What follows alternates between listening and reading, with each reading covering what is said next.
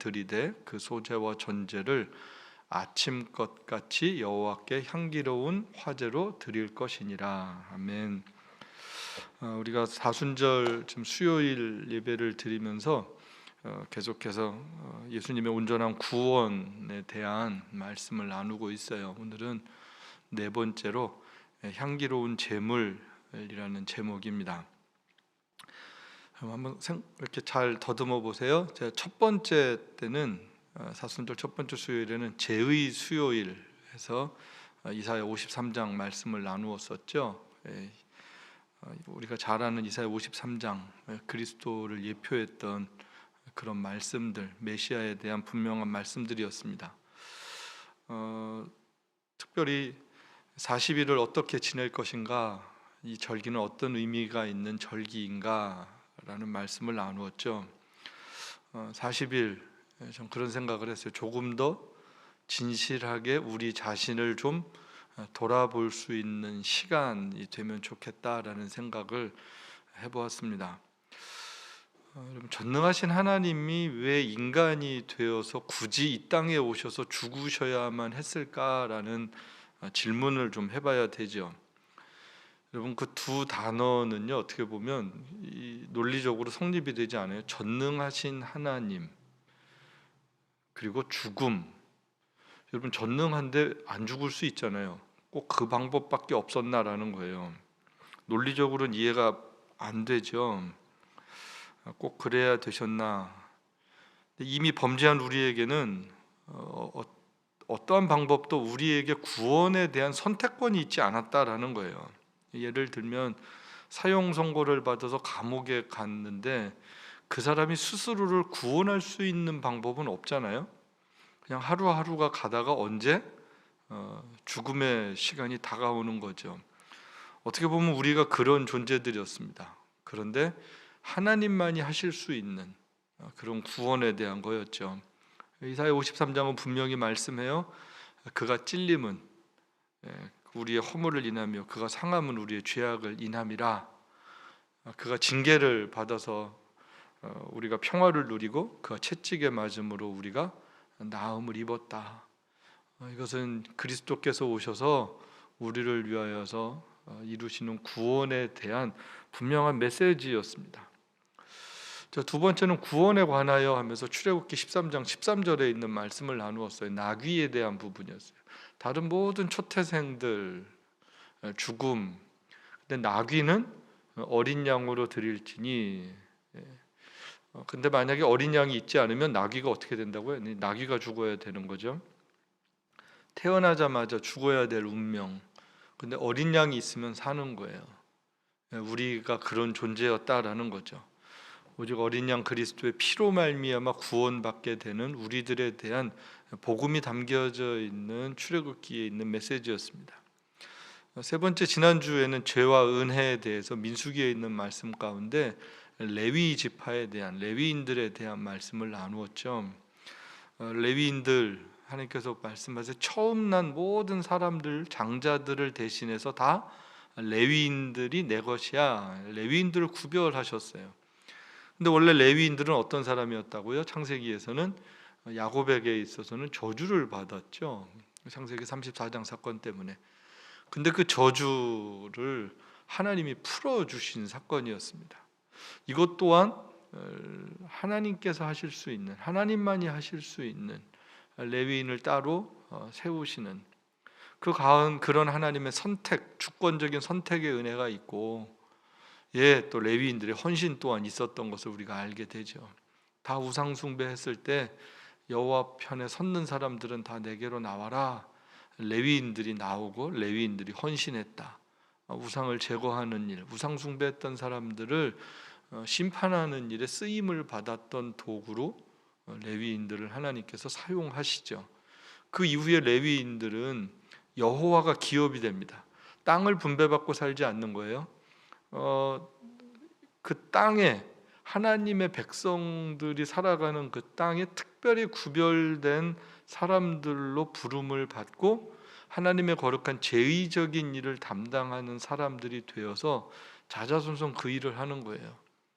땅을 분깃으로 받지 않고 다른 지파들이 11지파들이 11조를 드리면 그 11조가 레위인들과 제사장들의 산업이 되어서 살아가게 하셨어요. 그럼 그 땅에 있는 모든 사람들은 어떤 원리로 살아갔던 거예요? 하나님이 이른 비와 늦은 비를 주셔야 되는 땅이잖아요. 그러니까 하나님과의 제의적인 관계를 통하여서 늘 아름다운 순종과 헌신의 삶을 살았던 사람들을 하나님께서 이른 비와 늦은 비를 주시고 그 땅을 풍요롭게 하신다고 약속을 하시고, 정말로 하나님을 잘 섬기면 너희들이 먹고 사는 문제에 대해서 걱정하지 않는 거야 라고 이미 약속을 하셨죠. 그것이 실현되어지고 실감나지는 거죠. 그러면서 그럴 때마다 추수하고 곡식을 거둘 때마다 하나님의 은혜구나라는 것을 기억하고 고백하면서 11조를 드려서 그것이 레위인들, 제사장들의 삶이 되게 하고, 그것이 성막 제사의 모든 것에 유용하게 쓰여지게 했던 그 하나님의 원리 가운데 레위인들이 있었다라는 거예요. 그 제의적인 일을 담당하는데 귀한 은혜의 역사죠. 오늘의 레위인들이 어떤 사람들입니까? 구원받은 하나님의 백성들이죠. 물론 구약적 그런 11조 제도나 이런 것의 의미가 아니라 하나님의 선택을 받고 그런 하나님 앞에 예배하고 제사장적 사명을 감당하는 그런 삶을 하나님은 오늘 우리들에게 요구하고 계시죠. 구원받은 하나님의 백성들, 너희가 성전이다, 너희가 왕같은 제사장이다. 이 세상 가운데 그런 제사장적 삶을 살 것을 요구하고 계시죠. 오늘은 네 번째로 향기로운 제물에 대한 부분인데, 민수기 28장 2절 말씀, 여기에 보면 이렇게 되어 있어요. 이스라엘 자손에게 명하여 그들에게 이르라, 나의 예물, 나의 식물 되는 화제, 나의 향기로운 것은 너희가 그 정한 시기에 삼가 내게 드릴지니라. 이게 무슨 말씀이에요? 이거 지금 상번제, 아침 저녁으로 드려지는 상번제에 대한 말씀이에요. 하루의 시작과 하루의 마무리 시간에 하나님의 은혜를 기억하고 감사하면서 제사를 지내도록 하나님께서 하시죠. 하루에 두 번인데 아침과 저녁인데 이스라엘 사람들에게 있어서는 9시와 3시예요. 3시와 9시 그렇게 해서 이제 아침과 저녁에 이렇게 제물을 드리는 건데요. 여기 보면 흠없는 일년된 양, 그리고 또 여기 보면 그 소제와 전제를 같이 드리게 하나님께서 말씀을 하시거든요. 소제와 전제, 소제는 뭐냐면 곡식가루예요. 그거를 같이 이 번제를 드릴 때 드리게 하시고, 또 전제는 뭐냐면 포도주를 같이 그 제물에 붓는 거예요. 그래서 아침 저녁으로 이 상번제를 드릴 때 곡식가루 양 한 마리를 잡고 흠없는 수양 1년 된 거 하나 잡고, 그리고 곡식가루도 붓고 포도주도 붓고, 그래서 이것을 다 태워서 드리는 거예요. 이게 번제입니다. 그래서 아침에 한 번, 저녁에 한 번 이걸 하나님이 드리게 하세요. 그리고 이 번제는 다 태워서 드리는 그런 제사예요.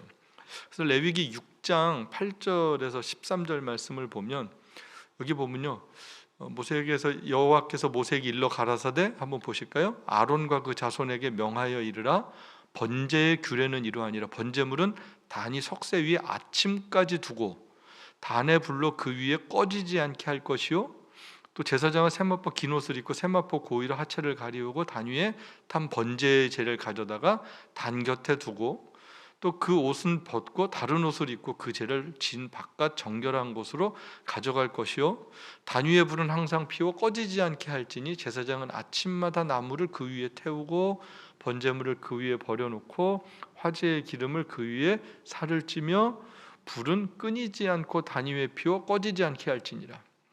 예, 이건 번제 드리는 규정이거든요. 여기 보면 중요한 의미가 몇 가지가 있는데, 그 양을 잡아서 드리고 소제로 전제로 드리는데 중요하게 반복적인 게 있어요. 아침에 드린 게 저녁 때까지 꺼지면 안 돼요. 저녁에 드린 게 아침까지 꺼지면 안 돼요. 그 불이 꺼지지 않게 해라라는 게 굉장히 중요한 의미입니다. 예, 꺼지지 않아야 되는 거예요. 그러면서 그 타는 향 제물들이 다 계속해서 연기가 돼서 하나님께 올려지는 거죠. 번제라는 단어가 히브리어로 올라라는 단어예요. 스페니쉬에도 올라가 있는데 그 올라가 아니고 다른 올라예요. 연기가 타서 하나님께 올라가는 거예요. 그러니까 더러운 내장이나 이런 것들은 버리고 싹 다 태워서 올리는 건데 온전히 다 태우는 거예요. 전부 다 타는 거예요. 이건 뭐냐면 하나님의 진노의 무서움에 대한 표현이었습니다. 정말로 이게 다 타서 없어져야 되는 심판에 대한 그림이 하나 있고요. 또 하나는 이 번제를 통해서 뭐예요? 죄가 하나도 남지 않고 다 소멸되어지는, 다 타서 없어지는 그런 의미가 있죠. 그러니까 온전히 다 태워야 되는 거예요. 우리가 지금은 못하지만 우리 그 전에 헌신 예배를 드렸거든요. 헌신합니다. 올 한 해 우리가 이렇게 헌신하겠습니다. 하나님 앞에 내가 직분을 맡았습니다. 헌신을 하겠습니다. 하나님 앞에 어떤 사역을 감당하게 됐습니다. 헌신합니다. 성도회들이 헌신 예배도 드렸고 교회 학교 교사들, 성가대, 찬양팀 이렇게 다 재직 헌신 예배를 제일 먼저 드리고 그래서 이렇게 헌신 예배를 드렸어요. 헌신 예배의 의미가 어떤 걸까요? 그냥 올 한 해 또 한번 이렇게 모여서 헌신하고 으쌰으쌰 하자 그런 의미도 좋지만 제일 중요한 의미는 번제의 의미예요. 올 한 해 날 온전히 하나님 앞에 드리겠습니다. 그런 온전한 헌신의 의미가 번제의 의미입니다. 죽도록 충성하겠습니다. 이것도 있지만 저는 더 깊은 의미는 나를 드렸는데요. 내가 남지 않는 거예요. 내가 다 하나님이 받으실 만한 제물이 돼서 향기가 돼서 하나님께 올려져서 받았어요. 그럼 이 땅에서 나는 있지 않은 거예요. 내 이름 석자가 내가 무슨 일을 했는지가 그게 의미가 중요하지 않았다라는 거예요. 뭐 사람은 뭘 남겨야 된다 그러고 뭐 자꾸 뭐 조각도 해놓고 비석도 남기고 사진도 남겨놓고 막 그런 일들을 우리 많이 하잖아요. 그건 후대 사람들이 기억해 주면 좋은 거예요. 살아있을 때 막 그런 짓 하고 그러는 건 좋지 않아요. 특히 주의 일을 했던 사람들이 뭘 살아생전에 내 업적을 남기고 뭐 그게 다 번제와 헌신의 의미를 잘 모를 때 하는 일이에요. 찬송가 시인이 제일 정확하게 표현했어요. 이름 없이 빛도 없이 감사하며 섬기리다. 이게 번제의 정신입니다. 이게 그리스도인들이 하나님을 섬긴다라고 했을 때 의미예요. 누가 뭘 알아주고 뭘 남기고 그게 다 아직 이 그리스도 앞에서 온전한 헌신의 의미를 몰라서 미성숙할 때 그러는 거예요. 철없을 땐 그럴 수 있어요. 근데 복음을 알면, 십자가를 알면 그러면 안 돼요. 누가 뭐 알아주면 하고 몰라주면 안 하고 몰라주면 삐지고 그러기에는 참 십자가의 복음이 너무 귀해서 지금도 마찬가지예요. 지금은 뭐 사역들도 잘 못하고 뭐 같이 모여서 하는 일들이 별로 없죠. 그런데 자꾸 돌아봐야 돼요. 생각해야 돼요. 그전엔 난 뭘 위해서 누굴 위해서 종을 울렸나라는 거예요. 참 좋은 제목이 누구를 위해서 종을 울렸나. 난 누구를 위해서 헌신했나. 누구를 위해서 봉사했나. 내가 다시 봉사의 기회가 주어질 때 난 무엇을 위해서 누구를 위해서 봉사하는 것인가. 여러분 예수 믿는 사람이 주의 일을 하면서 자존심이라는 게 존재할까요? 뭐 하다가 난 이제 안 해, 못해. 기분 나빠서 글쎄요. 그럴 수 없죠. 진짜 예수 믿으면 어떤 땅의 어떤 조건이라든지 관계라는 것이 우리가 주님을 섬기는데 영향력을 미칠 수 없죠. 그러면 온전한 헌신이 아니에요. 흠없는 어린 양이 아니란 말이에요. 그래서 그런 의미들을 자꾸 생각을 해야 되는 거예요. 태워서 남음이 없다라는 거예요. 태워서 남음이 없다. 내가 주를 섬긴다라는 것은 그런 의미입니다. 태워서 남음이 없다. 이 번제를 아침 저녁으로 이스라엘 백성들에게 드리게 하는 거예요. 그럼 성막에서 이걸 드려요. 광야에서 이게 이제 시작이잖아요. 광야를 보면요, 그 진을 보면요, 성막을 중심으로 지파별로 정확하게 나눠서 지파를 중심으로 이렇게 텐트를 치게 해놨잖아요. 그래서 성막에서 제사를 드리거나 연기가 올라가거나 하면 뺑 둘러서 그게 보이는 거거든요. 그 기가 막힌 그림이 있어요. 누가 이렇게 그림을 잘 그려놨는데 딱 성막을 중심으로 그게 쫙 올라가는 거예요. 구름기둥과 불기둥이 있고 제사를 드리면 그 제사의 향기가 하나님께 올려지는 그런 거를 가만히 생각을 해보는 거예요. 그걸 바라보는 거죠. 여러분, 이 기도가 이제 번제 시간에 이루어지거든요. 제사장들은 번제를 드린단 말이에요. 그럼 이스라엘 백성들이 다 참여하지는 않잖아요. 근데 그 시간에 드리는 게 알아요. 연기가 올라가는 걸 보여요. 그럼 뭐 하는 걸까요? 유대인들은, 경건한 유대인들은 그 시간에 맞춰서 기도하는 거죠. 그래서 시편 55편 17편을 보면 이래요. 저녁과 아침과 정오에 내가 근심하여 탄식하니 여호와께서 내 소리를 들으시리로다. 처음에는 상번제를 드렸는데 그러면서 구약이 이렇게 발전이 되면서 하루에 3번, 저녁과 아침과 정오에 내가 기도했다라고 되어 있습니다. 그러니까 이스라엘 백성들이 상번제 시간과 또 한 번의 시간을 구별해서 기도의 시간으로 삼았다라는 거죠. 이걸 또 뭘로 볼 수 있어요? 포로기 이후에도 나타나요. 다니엘서 6장 10절 말씀을 보면 다니엘이 이 조소에 어인이 찍힌 것을 알고도 자기 집에 돌아가서는 그 방에 예루살렘으로 향하여 열린 창에서 전에 행하던 대로 하루에 3번씩 무릎을 꿇고 기도하며 그 하나님께 감사하였더라. 여기서도 3번 기도했다고 나와요. 이 전통이 어디서부터 이어진다고요? 번제, 상번제, 매일 드렸던 아침 저녁에 드렸던 그 번제 시간이 그게 기도 시간이 돼서 유대인들에게 전통으로, 경건한 유대인들은 어디서든지 그 기도를 드렸다라는 거죠. 어떻게 보면 이런 전통들이 우리 개신교, 참 하나님의 은혜를 입은 우리들은, 진짜 복음을 하는 우리들은 잘 안 하고, 누가 진짜 열심히 해요? 하루에 5번씩 돗자리 깔고. 이슬람 사람들이 제일 잘해요. 어디서든지 해요. 깜짝깜짝 놀래요. 비행기 타면 때 공항 같은 데서 보면 오죽하면 그 사람들 때문에 전 세계 공항마다 기도실을 만들었겠어요? 우리 기도하라고 만들어 놓은 기도실이 아니고요.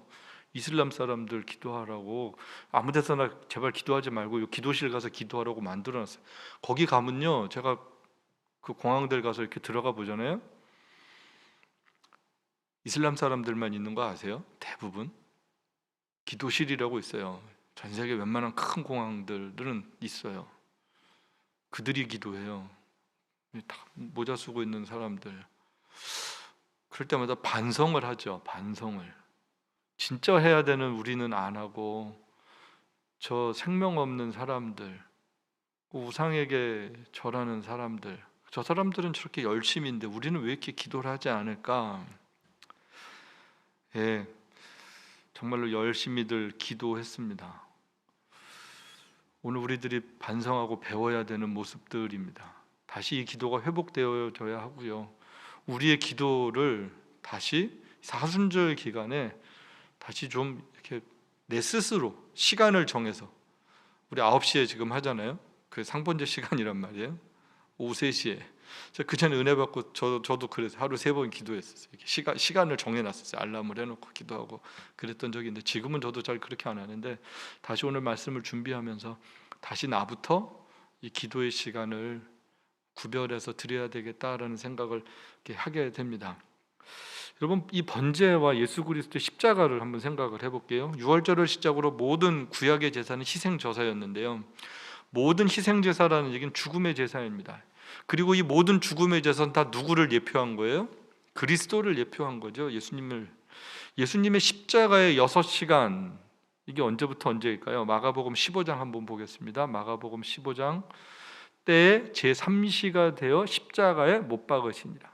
제3시는 언제예요? 상번제 시간이에요. 제6시가 되면 온 땅에 어둠이 임하여 제9시까지 계속하더니 9시까지예요.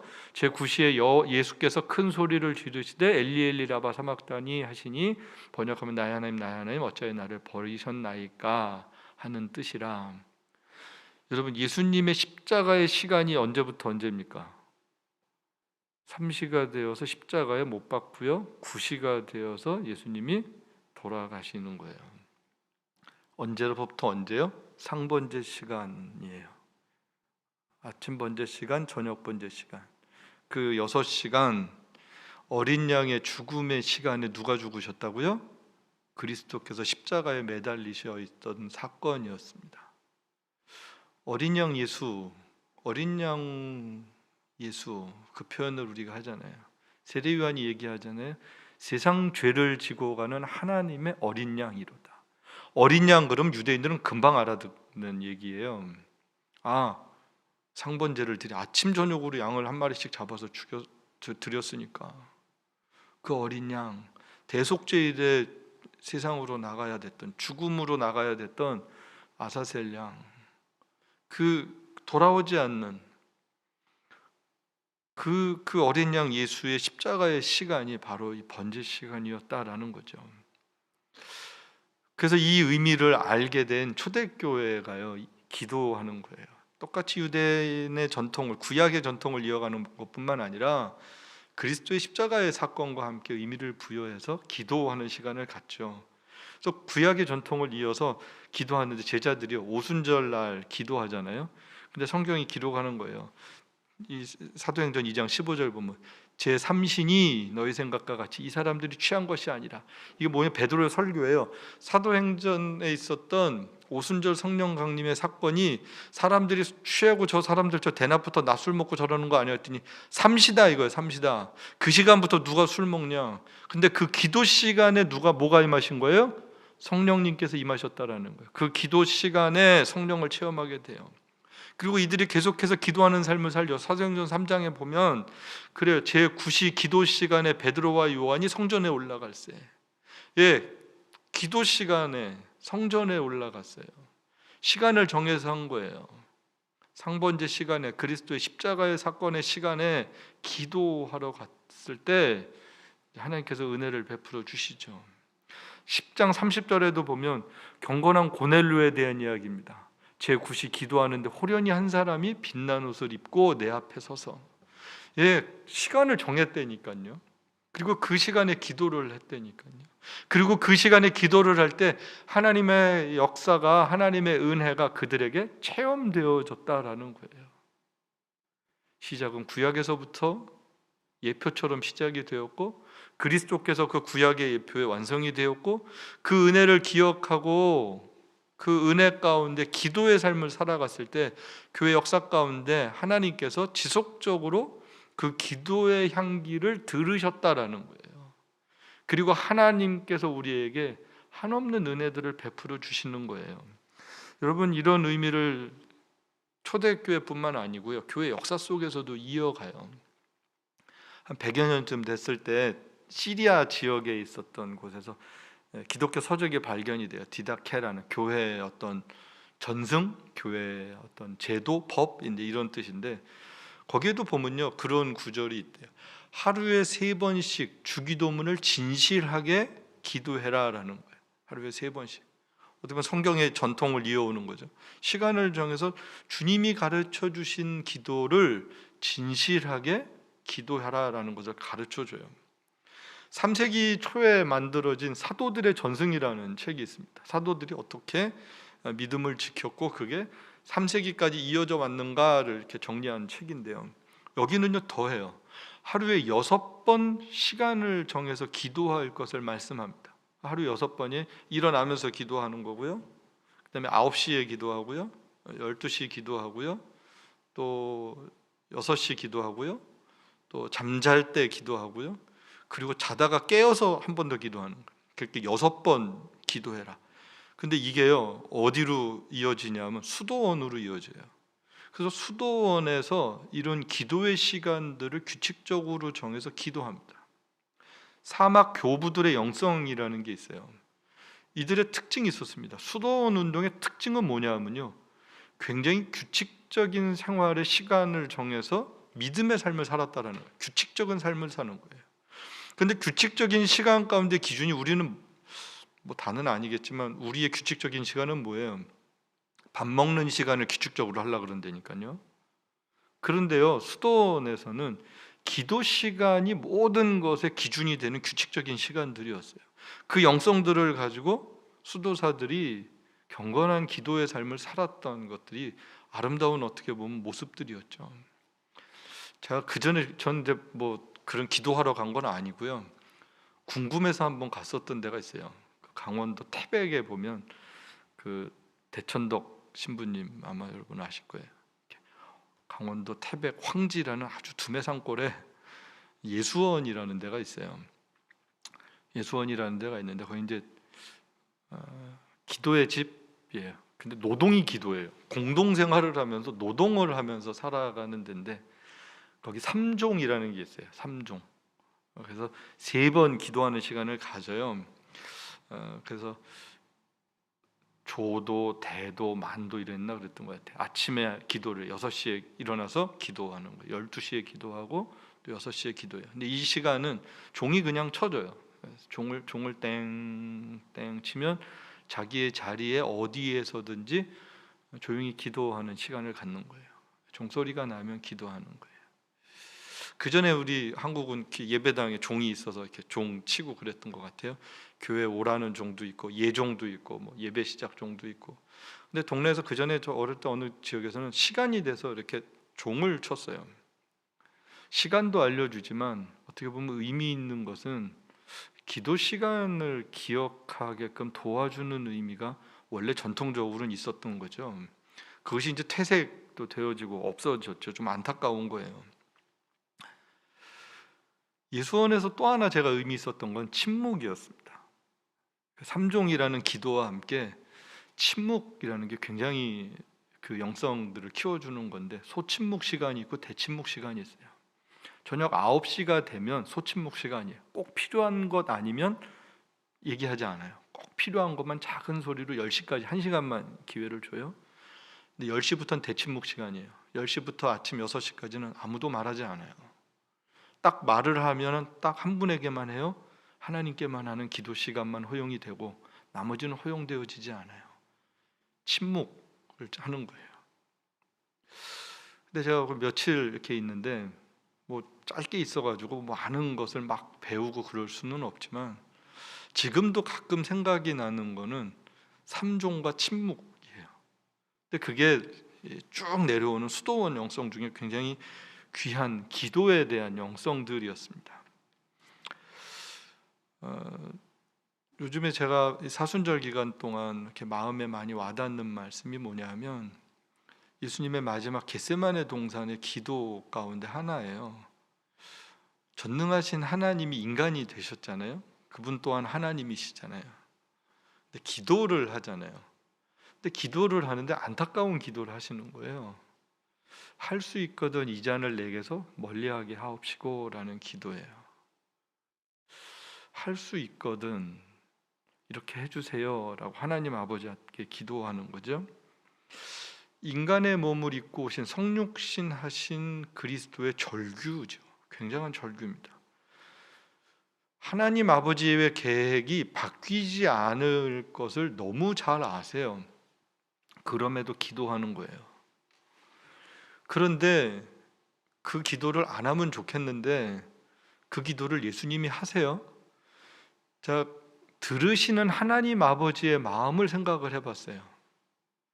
그 절규 어린 기도를 하는 예수 그리스도의 기도를 들으시는 전능하신 하나님, 그 들을 때 아픈 사랑, 아픈 마음, 그러시고는 침묵하고 계셔야 되는 그 하나님의 입장, 이게 전능하신 하나님에게 어울리는 거 아니거든요.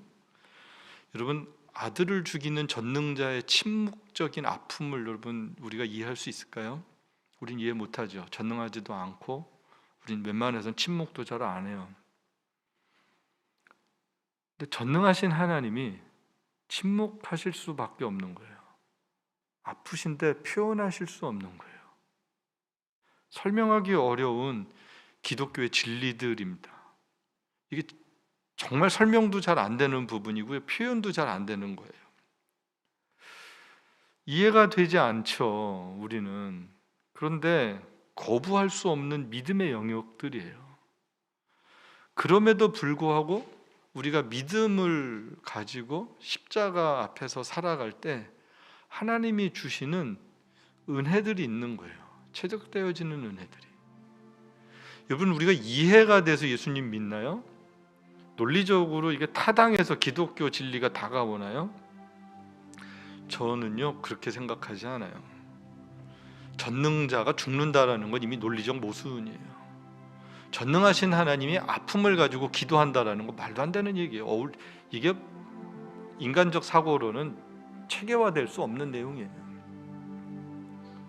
그런데 하나님이 그러셔야만 되는 거였어요. 그래야지 우리를 살리실 수 있는 거였어요.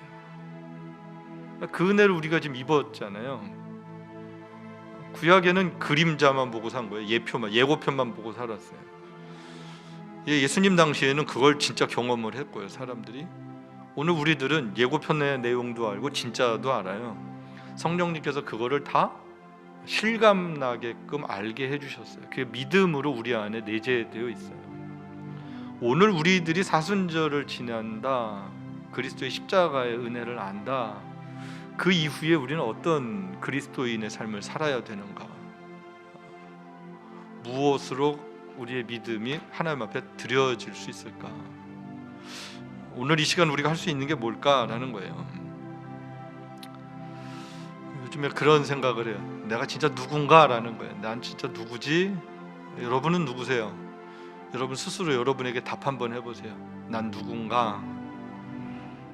난 지금 뭘 따라서 살고 있는가? 내가 추구하는 게 맞나라는 거예요. 내가 생각하는 게 진짜 맞는 건가? 내가 가는 길 맞나?